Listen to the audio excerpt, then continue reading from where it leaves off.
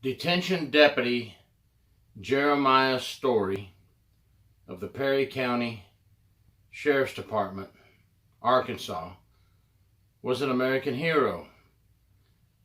He served in the United States Army right after high school in 2018. He then became a detention officer or detention deputy with the Sheriff's Department in Arkansas. He was 21 years old. He was active with his church and helping the youth within his church. He played football in high school and he helped children with football, young children. A great American community young man who served his country and his community proudly and was shot by an inmate who was being booked into the county jail. This is a very sad thing. We hate to hear about this. Prayers for the family and friends, and may he rest in peace. He is just an all-around good young man, and it is so sad to hear what happened. Inmate Roderick Lewis, 37 years old, arrested for drugs and drug paraphernalia, was brought in by the county sheriff's office deputies to booking to be processed for his arrest. While changing out from his civilian clothes into his inmate clothing, he shot Detention Deputy Storey and killed him. We now have reports from the state police investigators that the weapon was on inmate Smith when he came into the jail. A lot of sad things are going to come out of this. There'll be an investigation that takes place.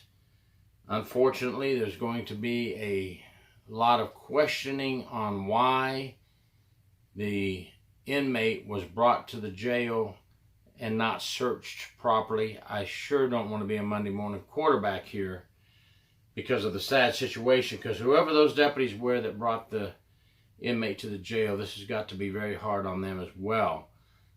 Facts are facts though, folks, and if you do an investigation, these are the things you're going to have to look at. Like it or not, this is not Monday morning quarterbacking. This is talking about an investigation that is taking place right now and what they are going to look for. Number one and foremost, they need to process this investigation and make sure everything is done properly, because they're charging the inmate with capital murder. The inmate has been transferred to another jail. That's normal protocol. And he needs to be charged with capital murder, and he needs the death penalty. And once convicted of the death penalty, hopefully he doesn't sit on death row for 10, 15, 20 years. We need more swift justice to be done in cases like this than to allow, this is my opinion, I'll lose some votes on this and I don't care.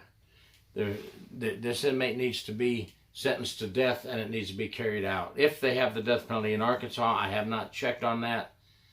Anybody knows? Because I don't know everything. I'm just reporting what is happening and what has happened. But I don't know if Arkansas has a death penalty, so if they do, please let me know, and I'll look it up and put it in the comments later. I don't like to say anything I'm not sure of.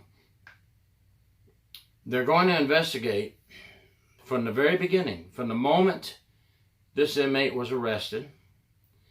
They will investigate what patrol units arrived, who was involved in the arrest, who was involved in placing the inmate in the sheriff's vehicle to be transported.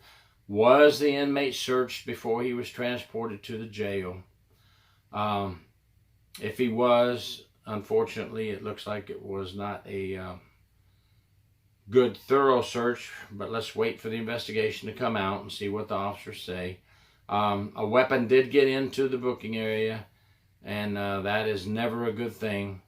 So now we're going to investigate, where the weapon was placed on the inmate, if they can, where the inmate had the weapon, if that's possible, because obviously he already had the weapon out and shot detention deputy Storey fatally shot him. So I don't know if the inmate will confess to how he smuggled the weapon into the jail, because even though there were some searches missed, obviously, and he got the weapon into the jail, the inmate can still be charged with smuggling a weapon into a jail, but that's one charge, and of course capital murder is the other charge. Everybody will be interviewed on the road side. Everybody will be interviewed on the jail side. Crime scenes processed. The whole works. It's a murder investigation now, from A to Z, from the minute he was approached by road deputies to the minute he was taken down. A witness was there and was able to, according to statements that are out now, there was a witness that saw the shooting and helped detain this this inmate who shot detention deputy Storey. It's a very dangerous job we do, and this is just another example of how dangerous this job is. I'm going to tell you, you hear people say, what's harder, jail or prison? Well, both are very dangerous. There is no doubt about that. Both jail and prisons have had officers killed. I'm going to tell you though, unless you work both of them, it'd be very hard for you to give an opinion on which one's harder. Jails, in my opinion, are much harder to work at. Are they both just as dangerous? Yes, they're both just as dangerous. I'm talking about harder to work at. Think of it this way. When the inmates come in, as this one did, off the streets, into book-in, and you're a detention deputy working in book-in, you have to face the possibility that this inmate still has a weapon on them and they will use it against you. You have to face the fact that they're going to be drunken and disorderly in cases, drugged up and 3 times stronger than they normally are, and you have to deal with them directly off the street, just as the deputies on the street have to deal with them. And it's a very, very dangerous environment in that jail book-in center. It's dangerous. And then when the inmates go from book-in to their assigned housing unit at the jail, they're 9 times out of 10 still drunk, still high, and the detention deputies face all that once again, just as they faced it in book-in. It's a very, very tough job dealing with these inmates coming off the street. I'm going to say this might be the toughest job of all of them. When a person is freshly arrested off the street, brought into the Sally Port at the county jail, and sent in to be processed. Oh, I mean, it is just a pure hell inside that booking center when you have to deal with that. Now, I worked there not permanently. We were called there to assist. Sometimes I worked there 5 hours at a time. Sometimes they had me work there a whole 12-hour shift.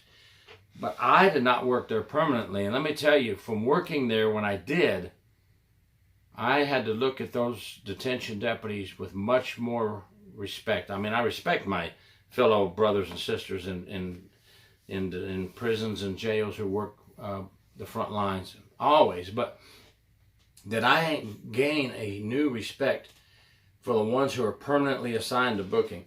I mean, that is one crazy area, you know. You have to go in there, receive these inmates, search them, change them out, run them through the body scan machine, check for contraband. After the change out, they have to be processed with fingerprints. Then they have to be processed through the medical, and it's all right there in the same area, and you have to be there with them. Different officers stationed in different places. Then they have to go to classification by video. You know, then you have to place them in the cell. Then you have to do your feeding. Then you have to do your counts, which were 10-minute counts in our booking. So you had to get all that done. And then you had to deal with all the dilemmas that go on in there. The inmates who want to attack you while they're drunk and high. The inmates that do what just happened, have weapons on them and want to kill you. I mean, that is a war zone is the best way I can describe it. So I'm going to tell you, my hat goes off to anybody that works in the booking area. It's a tough job. I only did it part-time here and there, and I gained a huge respect for all the people that work in there. And classification, the civilian staff in there as well, the medical nurses in there. They're right in there with the officers and the inmates. It is a tough place to work. And that's why a lot of officers don't want to be assigned there. They may be offered, hey, we'll let you work in booking, and a lot of officers turn it down. They know how tough it is. Sometimes it's mandatory. Sometimes you're sent over there and told you're going to work there. Sometimes you're assigned there and told that's your assignment. It's a tough assignment. And I wanted to talk about it a little bit. And again, I want to say prayers to the families and friends of Detention Deputy Storey, 21 years old. I just can't get over that. So young. What a bright future ahead of him. He already had the military under his belt. Now he's working for the Sheriff's Department. Again, I'll mention he was big with the church. Help kids, help coaching sports. And a dirt bag like this takes his life. It's so sad, folks. Say prayers, please, for the family and friends. He was just another officer trying to make a living and do a job and serve his community. Hats off to all of you officers out there in the front line, you men and women. You're all heroes. You're big heroes. Please stay safe. Keep your head on the swivel. Gary York, True Prison Story.